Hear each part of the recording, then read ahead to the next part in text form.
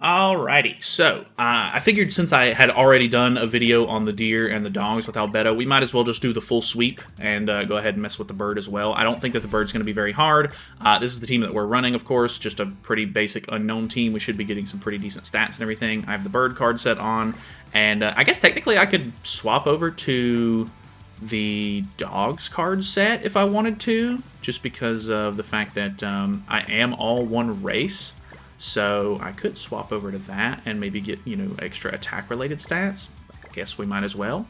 And then I'm running attack crit on everybody except for Albedo because I only have an HP defense set for her, and everything else is pretty typical. So if it's anything like the deer and the dogs were, I'm assuming that a decent stance is going to basically just blow through damage caps and stuff like that, which should be really nice, of course. The only thing that I'm not really sure what I'm going to do yet is on floor 2 phase 2, the one where you have to either have a stance on or lose, I might have to just rush for Freyr's ult on in phase 1, so that way I can make sure that I am able to blow through that second phase, because I'm running Tarmia Link on Albedo and it'll disable and break the game. So or not break the game, but like just ruin the runs. So we're just gonna maybe throw out some of these regular old cards right here. Gonna try to build up some of Freya's passive. Looks like those 2 cards might end up being enough. Close. Okay, so we do end up getting 3 cards off at least. So that's kind of nice. I'm interested to see how much damage we deal on the final floor or phase here, because obviously that's the one where you run into some weird issues. Ooh, the fact that the damage dealt increase is already on because he technically didn't attack Albedo is pretty interesting to me. I honestly think that that's probably going to be enough. Let's maybe just go for this.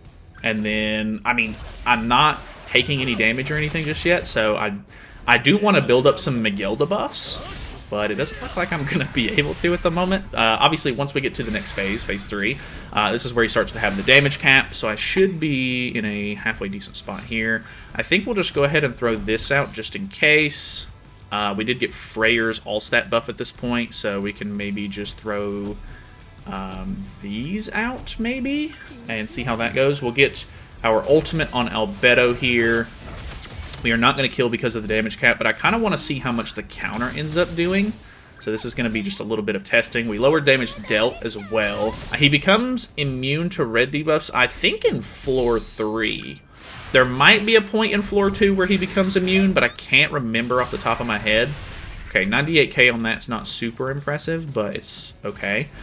Do have a level 2 stance here. I think we just go for this. And then I think I'm just going to throw one of these on, because Freyr is more than likely going to hit damage cap twice. I'm not 100% positive on that. She did not hit damage cap. He does hit damage cap twice. I'm going to throw up an extra a heal here, so that way we get an extra buff from Miguelda's passive.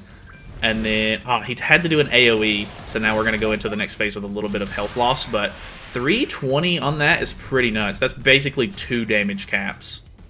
Plus a little bit more. So, yeah, that's pretty impressive. I'm not actually too worried about the health loss, because obviously we have Miguelda. Plus, with the amount of HP that we've lost there, we should actually be able to just throw on the Miguelda heal at the very beginning of the phase.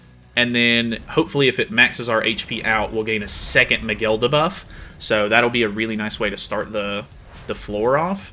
But I don't need to go too fast. It might end up making me do too much damage, because I need to make sure that I can go for Freyr's ultimate for the second phase here. So I'm not going to taunt or anything. I think I'm just going to throw this on, throw this on, throw this on, and then maybe move this. If we can draw any extra Freyr cards, we can try to use that as a method to merge and go for the ultimate. So, dude, she's already almost hitting damage cap with that. We're building up a little bit of passive there with the Freya. We do get 1 card from Freyr, so we should be okay, because we can kind of just dump, or like merge these, dump both of the cards, get his ultimate, push into the second phase. That'll bypass 1 damage cap in a move. I imagine with the amount of stats and stuff we're going to have in this this run that we should be more than fine. So let's merge these, use this, that's going to kill, and then maybe... Oh, I didn't actually mean to click that. I mean, I was going to move it, but Oh well, I guess that's wasted. That's a little unfortunate, because that card actually might have done some decent damage. But if I can pull more Freyr and Freya cards, I'm very confident that they'll actually end up doing enough damage to kill, of course. So we'll see how that goes. Okay, we do pull some extras, which is really nice. So let's go ahead and take 2 damage caps off. This should hit damage cap. This should hit damage cap. That'll cause the revive, I think, yeah. And then this will kill the little bit that he like sort of revives with. So he does actually gain the damage dealt increase again, which is really good, because that's going to like even further guarantee the fact that we're going to end up, you know, dealing damage cap and then killing the phase. So boom, dude, even that did damage cap, which we do have some decent buffs on her at the moment. I think that attack actually ended up lifestealing her back to full, which gave her another buff, which is really good. Let's throw... Okay, so actually, this is the phase where you kind of have to either kill the whole phase in one go or be very careful, because depending on how much HP is remaining, it'll give him different buffs and stuff like that. If he gets the attack buff, which I think is if you just don't kill, if he's in the past 30%, it'll end up being a problem.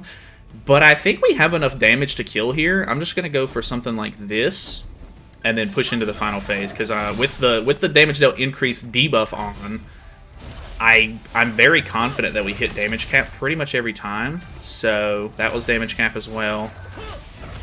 That was damage cap as well. And then, boom. Yeah, okay, so we finish off there. That's actually really nice. Sometimes it can be a little annoying, maybe because you do have to use a couple of decent cards if you're like rushing through that final, or that phase 2. Sometimes you might not have the cards needed to completely get through.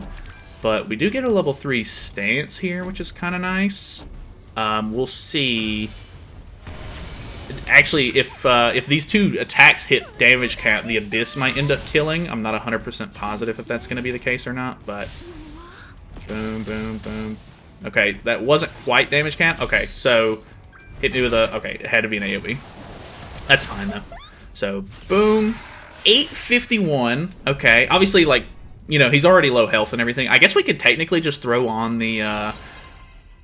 the stance and then just sit there and let him take out the entire health bar, but I don't know that that's like maybe the smartest idea. I don't know. It does. I guess it doesn't really matter, because it doesn't really matter what cards you end the fight with anyway, because it's not, you're gonna get a brand new hand at the beginning of the next floor. So that's actually kind of funny.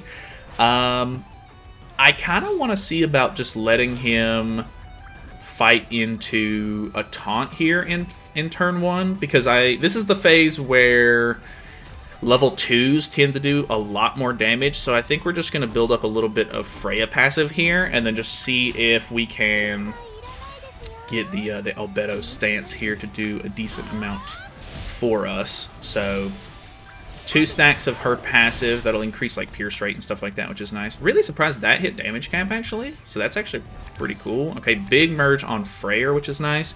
Get an extra stance, which is cool. We get some extra cards for or not Albedo, but Freya, so we can start building up her passive even more.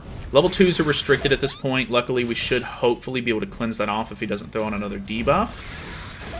He kills himself, right? Yeah, okay. 326 is pretty impressive. I like that a lot.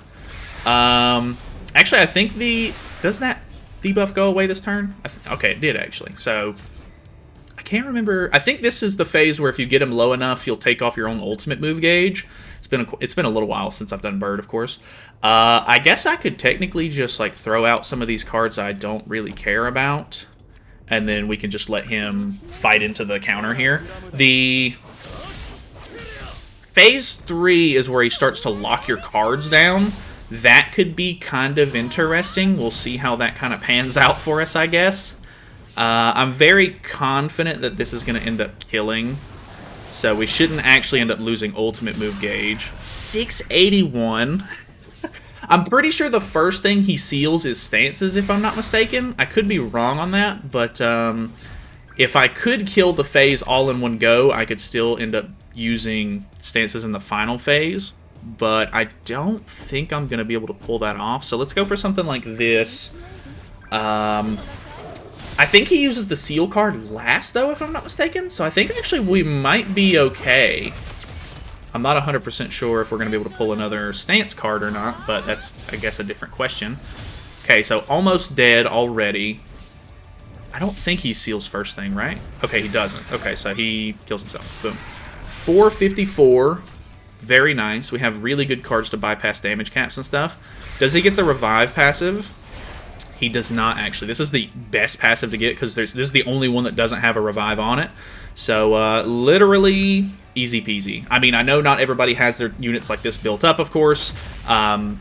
I would say that the Holy Relics here aren't necessarily required for the characters, but they definitely help a lot. The Magilda one is so good. If you're working on Bird and everything and you don't have the Magilda Relic, make sure that's the first one you get if you have her, because it does help a lot. It really helps utilize that passive even more. So, yeah, honestly, super fast. We did this in under 10 minutes, basically. So, and I was talking a little bit and stuff like that and stalling some, thinking about my moves, so you could definitely beat this in under 10 minutes, easy peasy, which I don't think that's necessarily like a big feat. I'm pretty sure that Bird has been doable like very fast for quite a while, but still, obviously, very impressive character. Love the bypass on the damage caps and stuff like that. Super fun. So either way, thank you guys so much for watching. If you have any other, team suggestions or different kinds of stuff for PvP or anything this week, obviously we're supposed to be getting Hawk and Oslo, which I don't think is going to be super interesting, but either way should be fine. But yeah, either way, I'll see you guys, throughout the week. News should be out later tonight.